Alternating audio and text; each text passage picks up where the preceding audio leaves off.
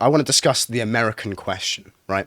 So this is the question of whether we as British conservatives, as people who are concerned with things like, culture, tradition, civilization, should we view America as an ally, a friend, a positive force towards our ends, or an enemy, as something that we should will the collapse of, if you want? So you're talking about the Schmittian friend-enemy distinction then? Yes, yeah. Fundamentally, it does come down to that, because we have to make these judgments as people who are, if we want to be if we're serious about our political movement, then we have to look at these, ask these questions, and be completely certain about our view on them. So this is a conversation that's been had. It's been going on for quite some time among certainly the online sort of distant right kind of circles. And there's a lot of different perspectives on it. But I wanted to kind of talk about it because, again, I think it's important. Now, what prompted me to cover this segment was seeing this tweet from Biden, Mr. POTUS himself, saying, "Today the People's House, your house, sends a clear message to the country and to the world. America is a nation of pride." And this was the image of the pride flag flying front and center on the White House, flanked by two old American flags. And I mean, I said of this, America is a nation of pride, right? Pride being the capital sin in Christianity.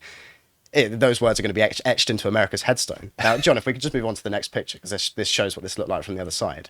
I mean, that is, just deeply, I find that deeply disturbing. But of course, in America, they have a policy of having the American flag above any other. Yes. But of course, it's not on a flagpole. No. But it's symbolically occupying the same role, being front and centre. I was going to say, the symbolism of this, it brought to mind for me kind of Emperor Palpatine flanked by his two royal guards, right? The old America is standing, is standing by the new America. So, I mean, what is there to say about this, right? This image is completely, it represents everything we stand against. So it's not, I don't think it's particularly controversial or surprising to say that the Biden regime specifically is obviously opposed to our interests and our efforts. Of course, yeah. Like that much is clear. It's also opposed to many interests in America itself. Yeah, worth pointing absolutely. Out. Yeah. And I feel very sorry for those that have to tolerate Biden. Not that, we're much better off here with the so-called conservatives. But no, indeed. But you've touched on something there, because, I mean, the global American empire thesis has it that the British government is essentially like a subsidiary of the American government. John says they also look back to front. Is that right? See, I must admit, I did think that the stars had to be top left, but I might be wrong about that. But anyway, the idea that the British government is this kind of subsidiary of the global American empire, a kind of enforcer in Europe type thing. So it's actually kind of no surprise that our government has the same kind of has the same effect and has the same problems as the American government. Well, we share a culture with the Americans in a certain sense. I mean, their constitution is like a treatise, a love letter to English liberalism. It is, yeah. And that's why it's so good. Well, we're going to be talking about that, actually, because, as I say, it's not controversial to say that the current regime that we have in America is not in line with our interests as conservatives, right? No, certainly not. But what I want to go a little bit deeper into this, and I want to ask the question, well, beyond the mere Biden regime, America as an idea, America as a political project, is it something that we should consider to be our friend, let's say, its supporters? Is it our friend? And I'm going to make the case that it isn't. Okay. Because I think that it's the kind of the inevitable logic of, the kind of propositional, rationalistic, liberal project that America is. It has to tend towards this kind of, what Carl and Stellius have talked about recently, this comprehensive liberalism, where it's just this universalizing, essentially imperial force that seeks to remake all traditions and places in its own image. That's kind of an Oakeshottian view, is it not? Yes, very much so. Yeah, he's a big influence on my thinking. But I do want to read very quickly. So going into this, I want to read a passage from a certain rat-like scholar, one Dr. Nima Parvini, who, if you could just go to the next link there. So he says that the British Empire, he contrasts it with the British Empire. So he says the British Empire was at its very best a civilizing force and at its very worst a ruthlessly efficient exploitation engine. But at no point did it seek to fundamentally annihilate the cultures and traditions of the people it subjugated. The GAE does. The GAE is a uniquely evil force in history, totally unlike previous colonial empires. The GAE seeks the total transformation of a culture in its own image, and using mass psychological warfare on its subject populations and even on its own. It is a sick anti-civilization cancer, a kind of all-consuming, all-destroying vortex that will not stop until everyone in the world has lost their history. Now, what do you make of that? So, argument? first and foremost, saying it's not unlike any empire in history is just factually incorrect. Okay. In that there are lots of examples, like Julius Caesar in Gaul killed a third of all the population. If that's not for cultural transformation regions, it did become like a core province of the Roman Empire after that. Yeah. He basically eliminated the culture. For example, the city of Bath, the Roman baths there were built upon a sacred Celtic site. Is that right? And it was destroyed in the process.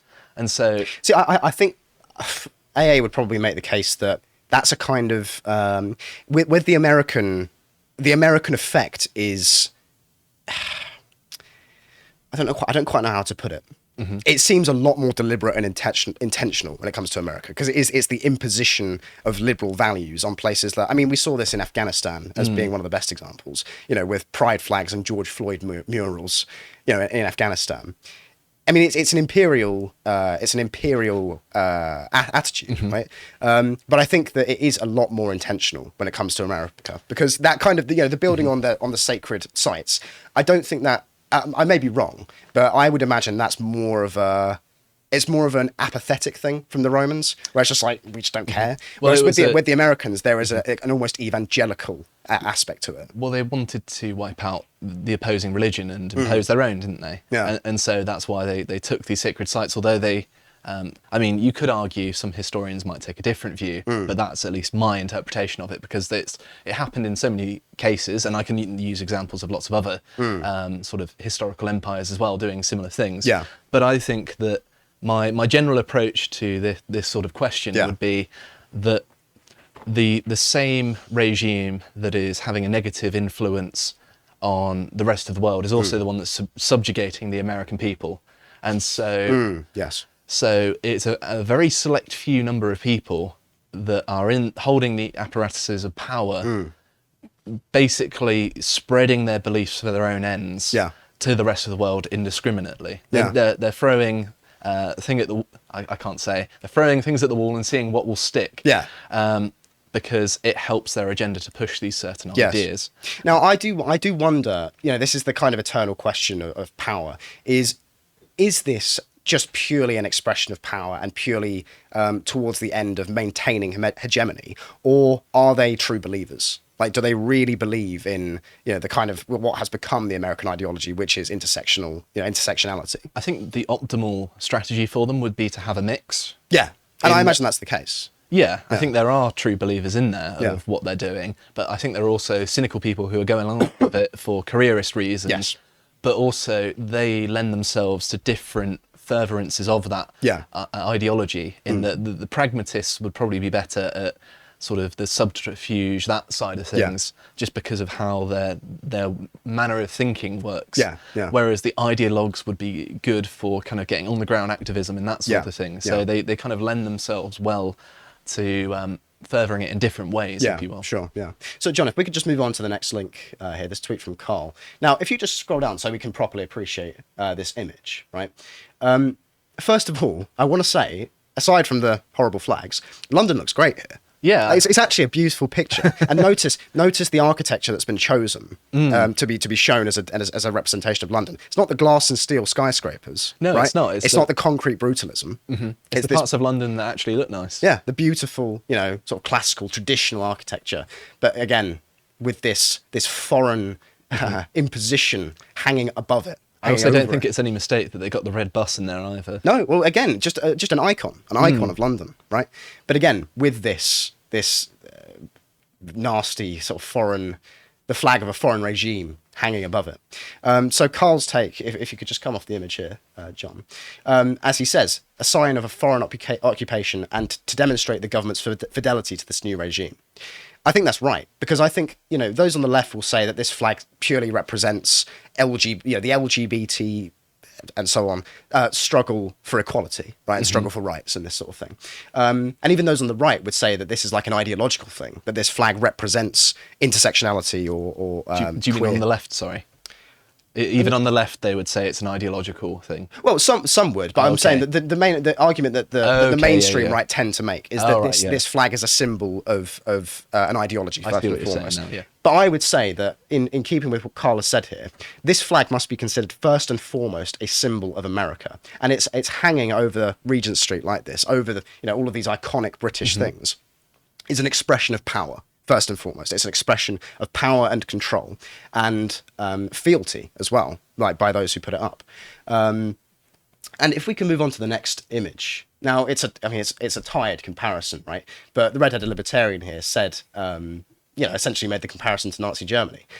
But again, there will be those that say the Nazi flag is first and foremost an ideological symbol. But actually, I would say it's first and foremost a German thing.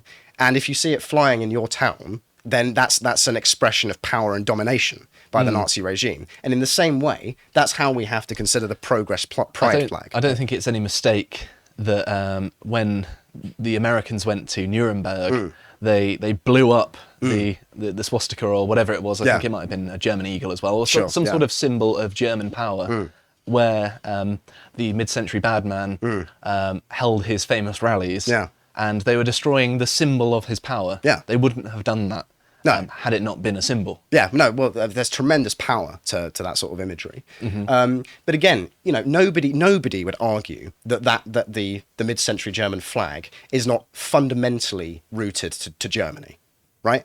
They wouldn't say that it represents some abstract ideology that can be applied to any time or place. No, it's a fundamentally German thing, and it's fundamentally a mid-20th century thing. And in the same way, I think we have to look at the Progress Pride flag as a fundamentally American thing and a fundamentally sort of early 21st century phenomenon. But moving beyond the flags, because it's sort of low-hanging fruit to look at all the LGBT stuff because it's so in your face and so obvious and just fills the airwaves. I want to go beneath the more obvious examples that are given of the global American empire and talk about the actual way they maintain the actual nature of the GAE, right?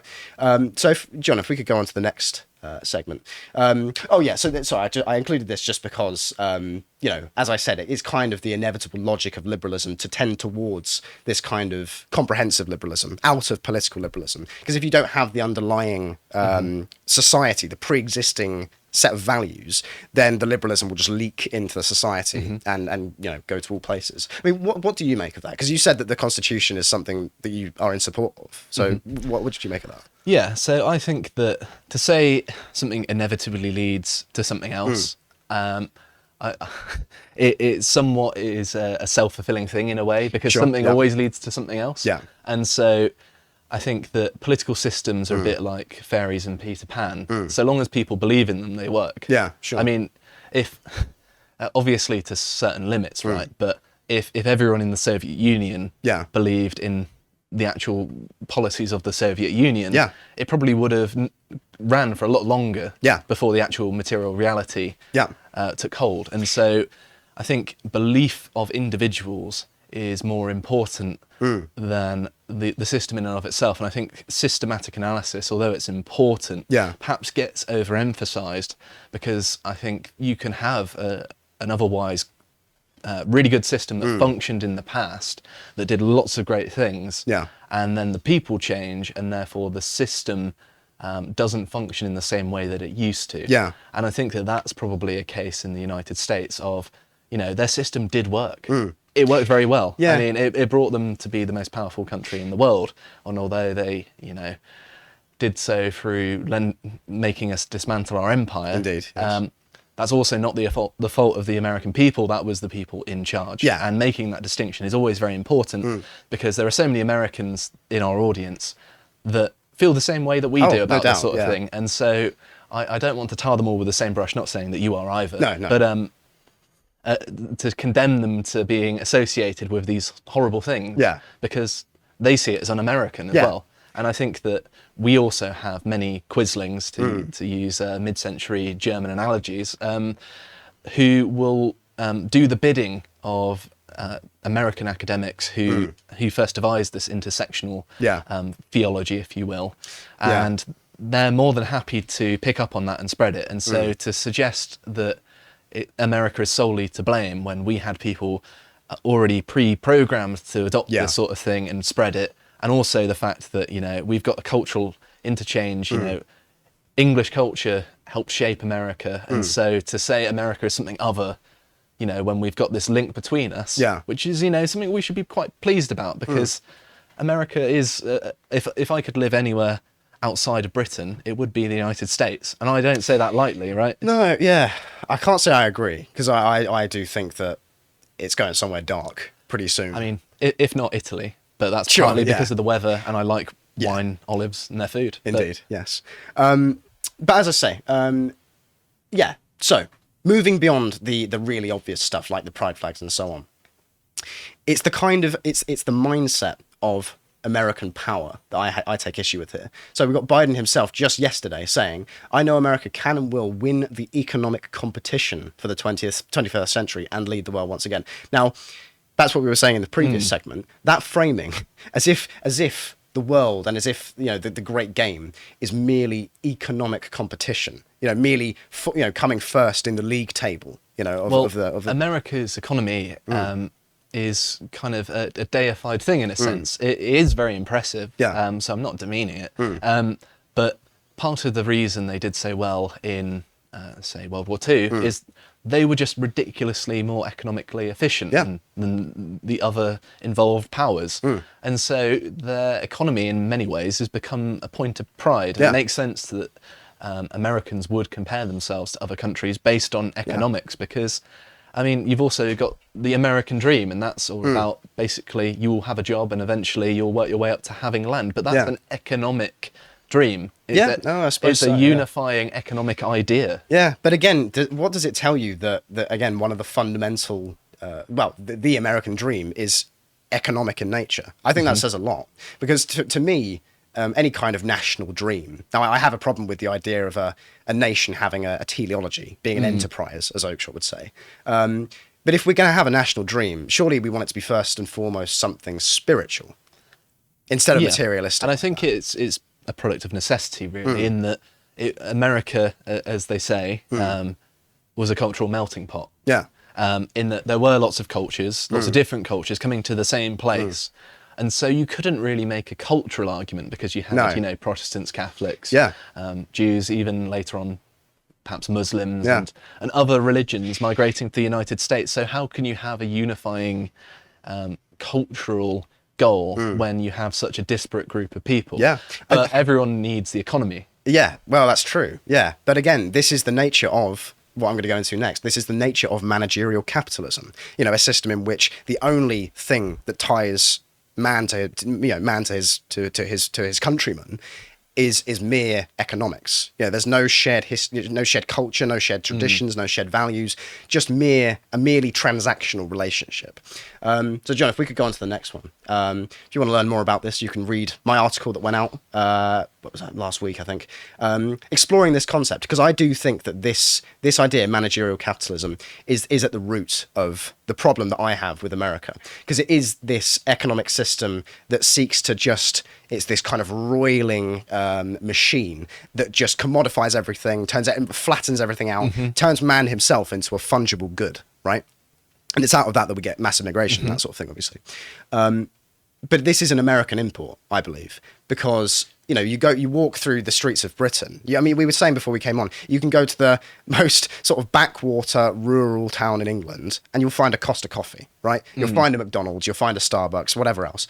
And if you go to the high street, you know, if you walk along the high streets of even, you know, like Swindon, you know, not being from here and only having visited here twice, Swindon looks the same as the town that I grew up in, which looks the same as the town which looks the same as the town that I went to university in, which looks the same as the town, you know, where any number of towns that I visited, they all just look the same. They're all populated by the same 5 or 6 fast food chains, you know, the same clothes shops and so on. You know, wherever you go, you'll have the same places to eat, the same places to shop and so on. And the American to use a stereotype, might love that because there is, a certain convenience and ease to it, and a certain familiarity to Well, it. you know what you're going to get because they're the same everywhere, right? Yeah. So, that's the kind of American mindset. But actually, I would say the English mindset, and hey, maybe I only speak for myself here, but the English mindset is far more keen on kind of weird local particularities, quirky, quaint businesses. We like eccentricity, don't we, over here? Yeah, well, I'm actually going to Cornwall in a couple of weeks' time, and you go down there, and it's one of the last bastions of Englishness. Devon and Cornwall are kind of their own entity compared to the rest of the South, and I actually argue this all the time, that the North is its own entity, and Devon and Cornwall are, and then you've got kind of the South, which basically has a bunch of London satellite states. Yes. That's my kind of view of England, at least. Yeah, no, for sure. But you find in places like that there are these these family businesses that stretch back decades, even centuries, and they have very particular ways of doing things. They sell and serve very particular things, and there's a real beauty to that. There's something really nice, really sort of. Just sort of comforting. It's why I'm here, basically. Yeah. I grew up in Devon. Yeah. I know why it's valuable because I've experienced it. I've lived in it. It's well and truly beautiful to live there. Yeah. And I don't use that term lightly. No. Right? Like I lived in a small sort of town on the edge of Plymouth. It's basically a village. Right? Yeah. And people would leave apples and fruit at the end of their driveway, paying for them with an honour system. Honour systems, don't do those anymore. Yeah, in the pandemic, people would put books for people to borrow at the end of their driveway. People say hello to each other on the street and stop and have a chit-chat, even though they're strangers. Everyone's friendly and nice. That's beautiful. Everyone has good intentions for one another, and they know that other people have good intentions for them. But again, the drive towards turning all relations into transactions, that is a completely anti what you were just talking about. And back to Parvini's point, where he says that America seeks to turn its colonies, essentially like the UK and the rest of Europe, remake them in its own image. That is this in practice. This is you see the streets that all look identical, all populated by the same businesses, and this again, just this drive towards absolute economics, where it is just everything. Success is understood as only that which can be expressed through statistics. There's no recognition of quality. Everything is understood in quantitative terms, and I think that's the true poison of the global American empire, because it's that is destroying our civilization. I mean, there's certainly a case for it, isn't there? Yeah. I'm being very diplomatic here. Indeed. So to finish up then, I want to cite Julius Evola, of all people. We recently had a book club about him. Yes, Carl. you did. It was very good. So he described America and the Soviet Union, because obviously that was around at the time he was writing, as two prongs of the same pincer, squeezing themselves permanently around Europe. In two different but converging forms, the same foreign and hostile force acts in them. The forms of standardization, conformism, democratic leveling, frenetic productivity, a more or less domineering and explicit brain trust, and piecemeal materialism in Americanism can only serve to pave the road for the last phase that is represented along the same direction by the communist ideal of the mass man. So he's making the case that the effect of what I'm calling managerial capitalism is essentially the same as as communism, which is it does turn everything into this grey sludge. Because of course, if you're managing capitalism, it's not really capitalism, right? Well, that's a great point. Yeah, and James Burnham makes the case that he doesn't actually call it managerial capitalism; he just calls it managerialism, because it's not actually capitalistic. You read, I think it's Sam Francis, and he says the managerial capitalist system that we have now is it's inseparable from the state, because all of these different organizations are so deeply interwoven into each other. Whether it's Starbucks is owned by BlackRock, and BlackRock has links to all the different governments of the West, which has links to the Tony Blair Institute, which has links to various different universities. It's this massive. I mean, Parvini calls it the octopus, right? It's this massive edifice, this huge machine, all of which is interwoven into one another, and whose effect is just this, again, this homogenization.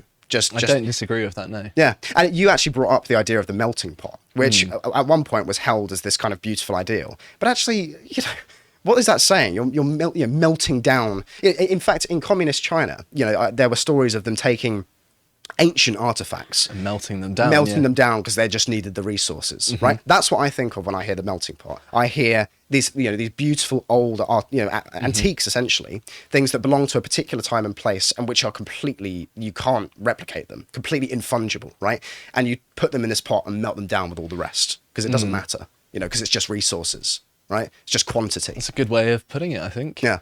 So I'll leave that there.